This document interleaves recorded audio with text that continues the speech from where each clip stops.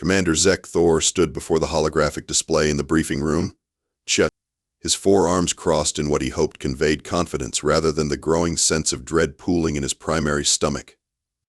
The Galactic Dominion's finest military minds had assembled to witness what should have been the most routine conquest briefing in recorded history. "Gentlemen," Zek Thor began, his translator converting his natural clicking sounds into the standard galactic tongue, "today we discuss the annexation of Sol 3, designation Earth. A primitive backwater inhabited by bipedal mammals who have barely achieved faster-than-light communication." Lieutenant Pip, his aide-de-camp and the unfortunate bearer of bad news throughout the galaxy, shifted nervously in his hover chair. His tentacles writhed in what experienced military personnel recognized as the universal sign for "Sir, you're about to step in something unpleasant." "The species calls themselves humans," Zek Thor continued, gesturing at the hologram showing a standard Earth human. "Primitive agriculture-based civilization. 2 arms, 2 legs, minimal natural weaponry. Our intelligence reports indicate they've recently discovered nuclear fusion and have crewed space vessels that can barely leave their own atmosphere." A murmur of dismissive laughter rippled through the assembled officers. General Claxon, whose species had conquered 47 worlds before breakfast, actually yawned. However, Pip interjected, his voice cracking slightly, "There have been some irregularities in the preliminary reconnaissance reports." Zek Thor's eye stalk swiveled toward his aide. "What kind of irregularities, Lieutenant?" "Well, sir, it seems that Admiral Griselda's fleet, the one that was supposed to conduct the initial survey, has been classified as missing in action." "Missing?" Zek Thor's mandibles clicked in confusion. How does an entire fleet go missing during a routine survey of a pre-spaceflight civilization? "That's not all, sir."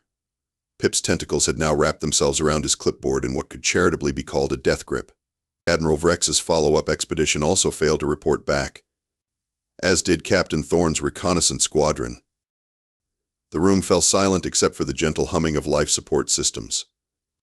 Zek Thor felt all 4 of his hearts skip a beat, which was particularly inconvenient since they were supposed to beat in sequence. "Let me understand this correctly, Lieutenant," Zek Thor said slowly. 3 separate military expeditions, comprising some of our most advanced warships and experienced commanders, that have simply vanished while investigating a planet of primitive farmers? That's essentially correct, sir." General Claxon's laughter had died in his throat. "What does intelligence say happened to them?" Pip consulted his notes, though everyone could see his hands shaking. The last transmission from Admiral Griselda mentioned something about agricultural equipment and impossible tactical scenarios. Admiral Vrex's final message was just screaming, in what our translators identified as the sound of country music. "Country music?" Zek Thor's voice rose to what his species considered a dignified squeak. "Yes, sir. Specifically something called Sweet Caroline played at weaponized volume levels."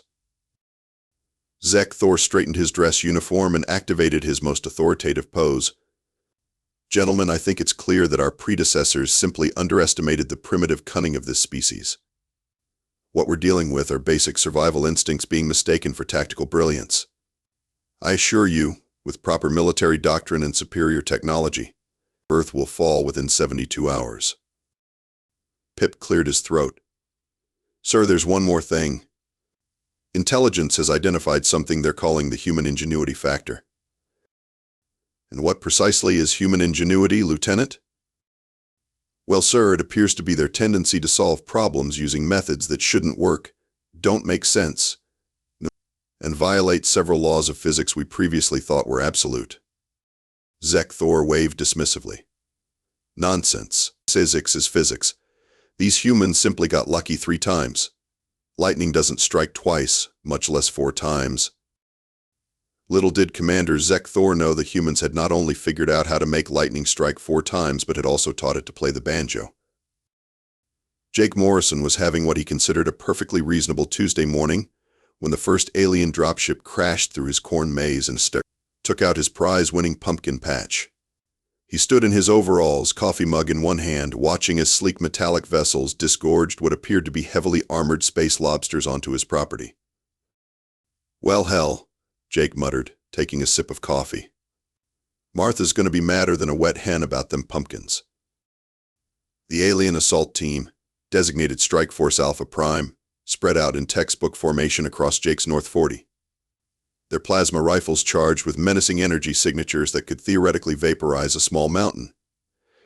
Commander Zek Thor himself descended from the command vessel, his ceremonial battle armor gleaming in the morning sun. Citizens of Earth, Zek Thor announced through his universal translator, his voice booming across the farmland, you will surrender immediately to the forces of the Galactic Dominion, or face the consequences of resistance. Jake finished his coffee, set down the mug on his porch railing, and cupped his hands around his mouth. You boys mind moving them flying contraptions out of my corn? I got harvesting to do today. Zek Thor's eye stalks rotated in confusion. According to every military manual in the galaxy, primitive species were supposed to either flee in terror or fall to their knees in worship when confronted with superior alien technology. They weren't supposed to complain about agricultural scheduling conflicts. Did he just ignore our surrender demand? Lieutenant Pip asked over the comm. He appears to be treating us like a minor inconvenience, Zek Thor replied, his voice tight with confusion. Jake walked over to his barn and fired up his John Deere 9620R combine harvester. The massive green machine rumbled to life with the kind of deep, throaty roar that spoke of American engineering and complete disregard for fuel economy. He climbed into the cab and started driving directly toward the alien landing zone. Sir, Pip's voice crackled over the radio. The human appears to be operating some kind of primitive assault vehicle. That's not an assault vehicle, Lieutenant. According to our intelligence, that's agricultural equipment. It's designed for harvesting grain crops. Then why is it heading straight for us? Jake had reached the edge of his cornfield and was proceeding to harvest around the alien dropships with the methodical precision of a man who'd been farming for 30 years. The combine's header cut through corn stalks with industrial efficiency, occasionally making contact with alien hull plating and producing impressive showers of sparks. Is he farming around us? Zek Thor asked, watching in fascination as Jake maneuvered the massive machine within inches of a plasma cannon emplacement. The first alien trooper to get too close to the combine discovered that John Deere hadn't specifically designed their equipment to handle extraterrestrial infantry, but the header worked just fine regardless. The trooper disappeared into the machine with a surprised shriek, emerged from the grain elevator covered in corn husks, and spent the next several minutes running in circles while making distressed chittering noises. Open fire, Zek Thor commanded. Plasma bolts lanced out toward the combine harvester, striking the reinforced steel housing and producing absolutely no effect whatsoever except to slightly warm the paint. Jake, secure in his climate-controlled cab, continued harvesting corn while humming along to the country music station. Sir, our weapons appear to be ineffective against the human's agricultural armor, reported squad leader Vortex. It's not armor, you fool, it's farming equipment. Then why won't it die? This was a question that would puzzle xenobiologists for generations. The answer, as any farmer could have told them, was that John Deere built their machines to survive decades of abuse from people who considered duct tape a legitimate repair technique, and they believed that if something couldn't be fixed with a hammer, it was probably an electrical problem. Jake completed his first pass through the cornfield and began his second, this time with the alien landing craft directly in his path. The combine harvester, all 43,000 pounds of it, approached the nearest dropship with the unstoppable inevitability of a glacier. Move the ship. Zek Thor screamed. We can't, sir. The landing stabilizers are engaged. The combine harvester struck the alien vessel with the sound of 1,000 car crashes played through a megaphone. The dropship, designed to withstand meteor impacts and plasma bombardment, crumpled like a beer can against the combine's front bumper. Jake didn't even slow down. As smoke rose from the wreckage and alien troopers ran screaming from a machine they couldn't damage, couldn't stop, and couldn't understand, Jake turned on his CB radio. Breaker 19, this is Cornfield, Jake. Got some varmints in the North 40 need clearing out. Anyone got a cattle prod I can borrow? The news of Jake Morrison's victory spread across Earth's communication networks faster than gossip at a church potluck. Within 6 hours, Tractor Aliens was trending globally, and within 12 hours, the first instructional videos on weaponizing farm equipment for fun and profit had appeared on every major platform. In downtown Phoenix, Rosa Delgado was closing up her food truck when the second wave of alien dropships appeared over the city. Rosa had served everyone from construction workers to hedge fund managers, and she'd developed a particular talent for dealing with difficult customers. Aliens, she figured, couldn't be worse than the lunch crowd at the financial district. The humans of this settlement, boomed an alien voice from overhead speakers, surrender now or face obliteration by the mighty forces of the Galactic Dominion. Rosa looked up at the hovering spacecraft, then at her food truck, then back at the spacecraft. She'd named her truck Rosa's Rolling Thunder for good reason, and she'd been looking for an excuse to test out some modifications her cousin Miguel had made to the engine. "Hey, Space Calamari," she shouted back, "you got a permit for that thing?" 20 minutes later, Rosa was driving her food truck at 60 miles per hour through downtown Phoenix while alien fighters pursued her through the streets. The truck's new turbo diesel engine, originally designed for pulling industrial trailers, allowed her to take corners at speeds that defied both physics and common sense. "This is Strike Leader Clonks," came the alien transmission. "The human has some kind of mobile fortress that's evading our targeting systems." What the aliens couldn't understand was that Rosa's truck had been designed to navigate construction zones which were essentially urban warfare training courses disguised as infrastructure projects. Dodging alien plasma fire was actually easier than avoiding potholes on I-10. Meanwhile, in Beaumont, Texas, retired Marine Sergeant Buck Williams was organizing what would later be known as the Great Hardware Store Siege. Buck had served 3 tours in various interplanetary conflicts before Earth even knew aliens existed, and he'd learned that the key to any successful defense was proper supply management. "Listen up, people," Buck announced to the crowd gathered in Willie's Hardware and Feed. "These alien boys think they can waltz into our town and start making demands. Well, I got news for them. We didn't survive the great toilet paper shortage of 2020 just to roll over for some fancy space lobsters." Within an hour, Buck had transformed the hardware store into a fortress using nothing but items available in aisles 3 through 17. The aliens' sophisticated battle plan, which had worked flawlessly on 47 previous conquests, assumed that primitive species would respond predictably to superior firepower. The plan had not accounted for humans who treated alien invasion like a really aggressive home improvement project. "Sir," Lieutenant Pip reported to Commander Zek Thor, "our ground forces report that the humans have, I'm reading this correctly, have turned lawn sprinklers into automated defense systems?" "That's impossible. Lawn sprinklers are for agricultural irrigation." "Yes, sir, but apparently they filled them with something called deer repellent mixed with industrial adhesive. Our troops can't advance because they keep getting sprayed with a substance that smells like rotting fish and glues their armor joints together." Zek Thor consulted his tactical display, which was showing things that shouldn't be possible according to several thousand years of military science. His invasion fleet, designed to conquer entire star systems, was being held at bay by food trucks, hardware stores, and what appeared to be an elderly human operating a leaf blower with malicious intent. "What about the orbital bombardment?" Zek Thor asked desperately. "We can't use orbital bombardment, sir." "Why not?" "Because the humans have somehow convinced our targeting computers that they're agricultural equipment. The ship's AI refuses to fire on farming implements. This was actually the result of a 17-year-old hacker named Kevin who'd been grounded for the weekend, and had decided that preventing alien invasion was more interesting than his chemistry homework. Kevin had never met an alien computer system he couldn't confuse, and he'd spent the afternoon teaching the alien AI about Earth agriculture while simultaneously convincing it that every human vehicle was actually a really advanced tractor. "Sir," Pip continued, "Fleet Command is asking for a status update on the conquest." Zek Thor looked at his tactical display, which currently showed one of his most elite assault teams being systematically defeated by a marching band that had weaponized their tubas. "Tell them we've encountered unexpected resistance and require additional time to assess the tactical situation."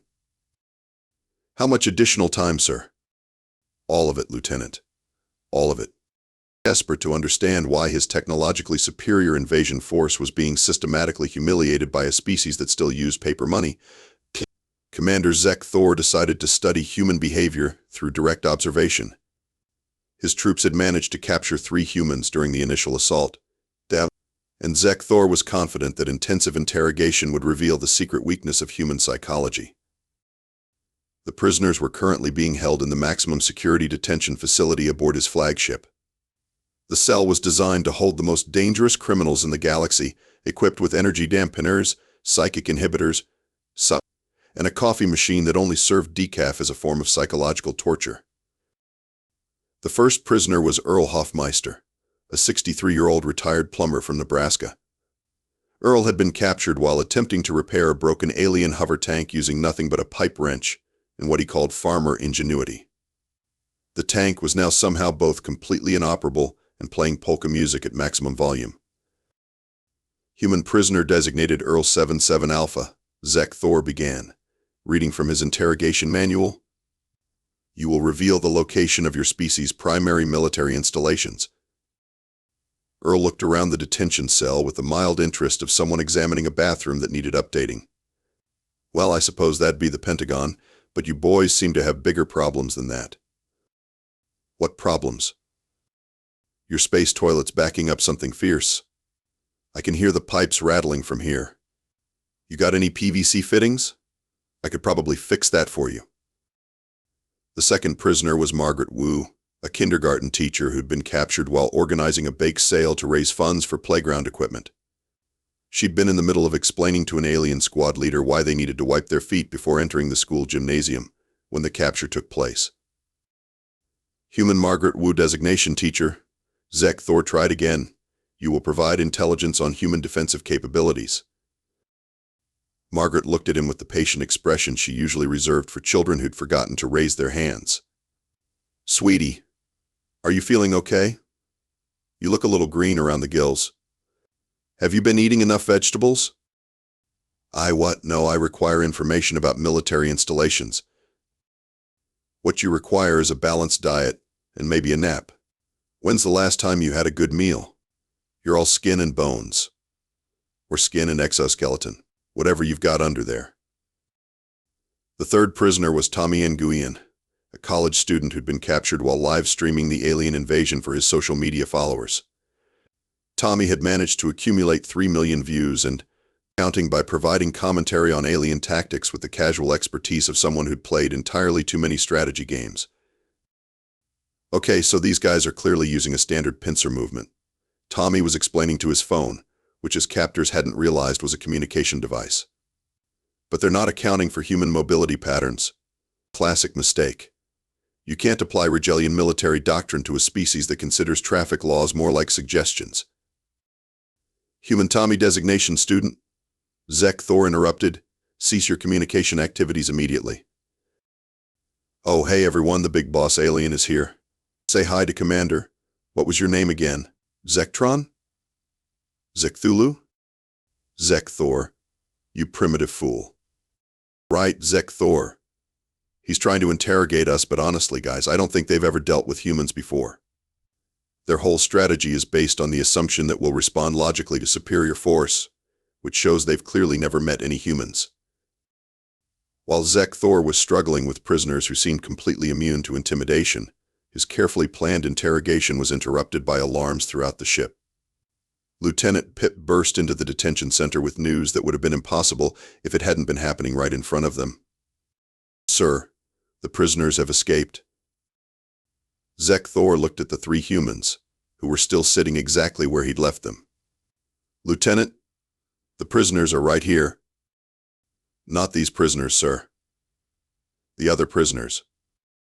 What other prisoners? All of them, sir. Every human we've captured has somehow escaped from maximum security detention using improvised tools and what our psychologists are calling weaponized optimism. It turned out that humans didn't just think outside the box, they'd completely forgotten the box existed. Earl had escaped by rewiring the cell's security system with dental floss and a paperclip, then left detailed instructions for the next prisoner. Margaret had simply asked the guard if she could borrow a cup of sugar. and when he'd opened the cell to figure out what she meant, she'd walked out while explaining proper nutrition to him.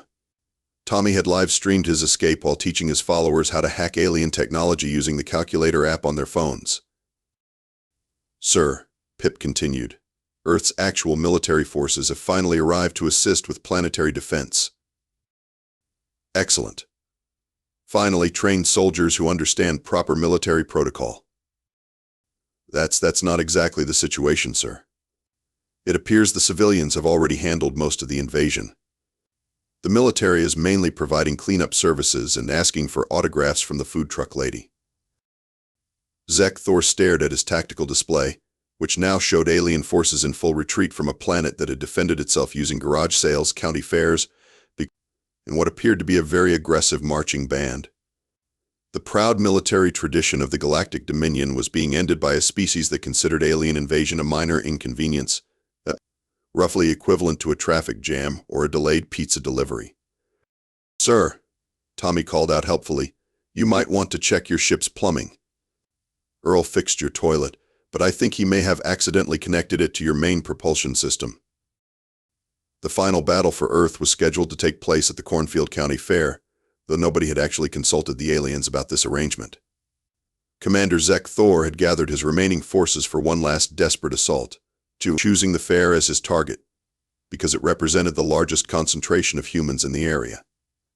What he hadn't realized was that he'd just declared war on the most dangerous gathering in the known universe, rural Americans with too much free time and access to farm equipment. Jake Morrison arrived at the fairgrounds on his trusty John Deere, which had been significantly modified since his first encounter with alien technology. Christmas lights now outlined the entire machine, not for decoration but because they'd discovered that the twinkling pattern interfered with alien targeting systems. The combine harvester's horn had been upgraded to play La Cucaracha at a volume that could be heard from orbit, which served both as psychological warfare and a way to announce Jake's presence to anyone within a 3-county radius. "Ladies and gentlemen," announced Fair Director Betty Kowalski over the PA system, "due to circumstances beyond our control, today's pie judging contest will be followed by an alien invasion. Please keep your pets on leashes and remember that the fair is not responsible for plasma burn damage to personal property." Rosa Delgado had driven her food truck straight through the main gate and was now serving tacos to anyone who wanted them, including several confused alien troopers who'd been won over by her customer service skills. Her truck had been further modified with what appeared to be a taco launcher mounted where the serving window used to be, because Rosa had realized that aliens were much less threatening when they were trying to figure out how to eat authentic Mexican food. Buck Williams had established his command post at the ring toss booth, which provided excellent sight lines and access to an unlimited supply of projectiles. He'd organized the local VFW chapter, 3 4-H clubs, and the Methodist Church Ladies Auxiliary into the most unconventional military unit in human history. Their primary weapons were whatever they'd brought to the fair, which included everything from oversized novelty hammers to a disturbingly large collection of homemade preserves that could be thrown with considerable accuracy. "Attention humans," Commander Zek Thor broadcast from his command vessel, hovering above the Ferris wheel. "This is your final opportunity to surrender before we demonstrate the full might of the Galactic Dominion." The response came from the petting zoo, where several alien scouts had made the tactical error of trying to intimidate a particularly stubborn goat named Herman. The goat had not only refused to be intimidated, but had somehow convinced the other farm animals to join in what could only be described as an interspecies counteroffensive. The aliens' retreat from the petting zoo was later described by military historians as undignified, and involving an unusual amount of running while screaming about aggressive poultry. "Sir," Lieutenant Pip reported, "Strike Team Beta reports they're under attack by Carnival rides." "That's impossible, Lieutenant. Carnival rides are for entertainment." "Yes, sir, but the humans have somehow weaponized them. The tilt-a-whirl is launching projectiles, the carousel horses are being used as cavalry mounts, and something called a ring of fire appears to be exactly what it sounds like." This was the work of the county fair's maintenance crew, who'd spent decades keeping Death Trap Midway rides operational through creative engineering and complete disregard for safety regulations. Converting them into siege engines had been surprisingly straightforward. especially once they'd figured out how to load the tilt-a-whirl with porta-potties filled with questionable fair food. Jake Morrison led the main assault, his combine harvester now accompanied by a convoy of farm equipment that looked like something from a fever dream. Tractors pulled hay balers modified to launch corn cobs at hypersonic velocities. Manure spreaders had been converted into area denial weapons that no alien force, no matter how advanced, was willing to approach. A dozen riding mowers formed an armored cavalry unit that moved with the coordinated precision of people who'd spent years racing lawnmowers at church fundraisers.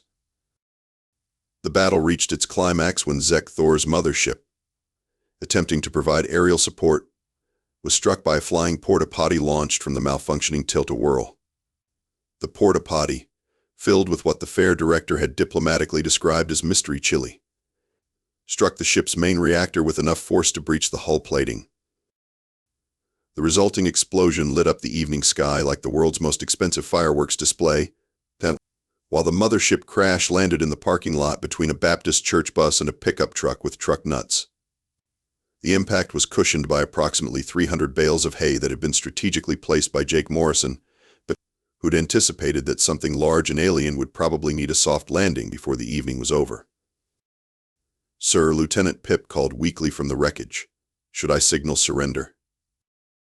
Commander Zek Thor, hanging upside down in his command chair while La Cucaraca played triumphantly in the background, could only nod in defeat. The Galactic Dominion's most elite invasion force had been comprehensively defeated by a county fair that hadn't even canceled the evening's demolition derby. As alien survivors emerged from smoking wreckage and surrendered to humans armed with funnel cake and righteous indignation, Jake Morrison climbed down from his combine harvester and walked over to check on the defeated commander. The evening air smelled of fried food, diesel exhaust, and what would later be identified as alien surrender pheromones. "You boys all right in there?" Jake called out, his voice carrying the same tone he'd used for neighbors who'd gotten their pickup truck stuck in a ditch. 3 hours later, Commander Zek Thor found himself sitting in Jake Morrison's kitchen, holding a steaming mug of coffee and trying to compose what would undoubtedly be the most humiliating military report in galactic history. The kitchen was exactly what he'd expected from his intelligence briefings: simple, functional, and decorated with the kind of homey touches that spoke of a species more concerned with comfort than conquest. Martha Morrison, Jake's wife of 32 years, bustled around the kitchen with the efficient energy of someone who'd spent decades feeding farm hands during harvest season. She'd taken one look at the defeated alien commander and immediately started preparing what she called a proper meal for someone who's had a rough day. "Now you just drink that coffee and don't worry about writing that report right away," Martha said, setting a plate of apple pie in front of Zek Thor. "You look like you haven't eaten a decent meal in weeks. What do they feed you boys up in those spaceships anyway?" "Primarily nutritional paste optimized for our species' metabolic requirements," Zek Thor replied automatically, then paused as the smell of homemade pie hit his olfactory sensors. "Though I must admit, this smells considerably more appealing than anything in our military rations."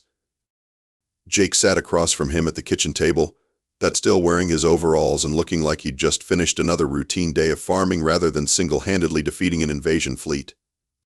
"So, Commander, what exactly were you boys hoping to accomplish here? Because from where I sit, seems like you went to an awful lot of trouble to get your tail feathers singed."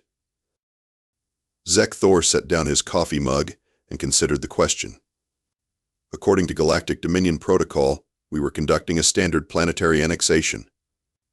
Your species was classified as a primitive agricultural civilization with minimal defensive capabilities." "Well, there's your first mistake," Martha said, refilling his coffee cup.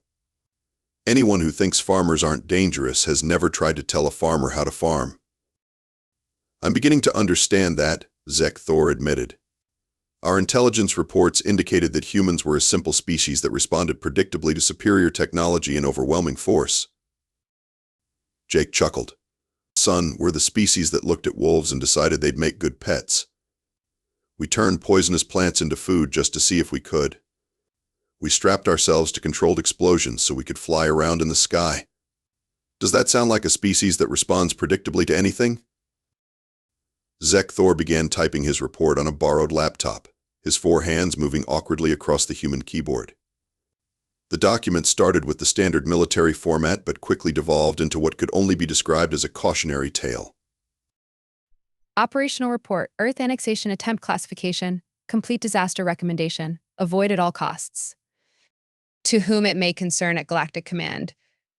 Earth designation Sol 3 should be immediately reclassified as a restricted agricultural zone with a permanent advisory warning against military action. The species known as humans do not respond to conventional warfare tactics, superior technology, or logical intimidation. Key findings: humans do not fight wars in any recognizable sense. Instead, they treat armed conflict as a problem-solving exercise, approaching alien invasion with the same practical mindset they use for pest control, equipment failure, and home improvement projects. Their defensive capabilities include, but are not limited to, weaponized farming equipment, improvised food service artillery, Carnival rides converted to siege engines, extant livestock trained for combat operations, and an elderly woman who defeated an entire squad by offering them baked goods and constructive life advice. Most critically, humans do not acknowledge the existence of impossible solutions. When presented with technologically superior opponents, they simply ignore the technological superiority and focus on solving the immediate problem using whatever materials happen to be available. This approach has proven devastatingly effective against military forces trained to expect logical responses to overwhelming odds. You know, Jake said, reading over Zek Thor's shoulder, you boys might want to consider a different line of work. Maybe something in peaceful contact and cultural exchange. We're generally pretty friendly when folks aren't trying to conquer us. Martha nodded in agreement while cutting another slice of pie. Jake's right. You seem like nice enough young men, just maybe a little confused about proper manners. Where I come from, you don't visit someone's home without bringing a casserole, and you don't make threats before you've been properly introduced. Lieutenant Pip, who'd been sitting quietly in the corner while receiving medical attention from the local veterinarian, the only medical professional available who had experience with non-human anatomy, looked up from his bandaged tentacles. Sir, what should we tell the other Dominion fleets about Earth? Zek Thor continued typing, his report growing longer as he attempted to explain the unexplainable. Additional note: humans appear to treat every Tuesday like a potential alien invasion, and every alien invasion like a slightly inconvenient Tuesday.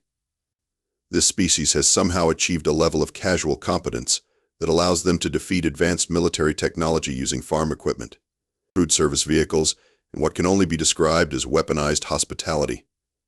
Final recommendation: any future contact with Earth should involve diplomats rather than military forces, and should probably include offerings of baked goods. Under no circumstances should anyone attempt to conquer a planet where the primary response to superior firepower is to ask if you've eaten lunch yet, and whether you need directions to the nearest auto parts store. As dawn broke over the Morrison farm, Zek Thor submitted his report to Galactic Command and prepared to return to what remained of his invasion fleet. The other ships were already departing, carrying alien survivors who'd been fed, bandaged, and given detailed directions to the nearest gas station by humans who'd treated them like slightly confused tourists rather than defeated enemies. Jake walked him out to the front porch, where the morning air was filled with the sounds of birds, distant tractors, and the occasional explosion from the fairgrounds where cleanup crews were dealing with unexploded alien ordnance using methods that probably violated several interstellar safety regulations.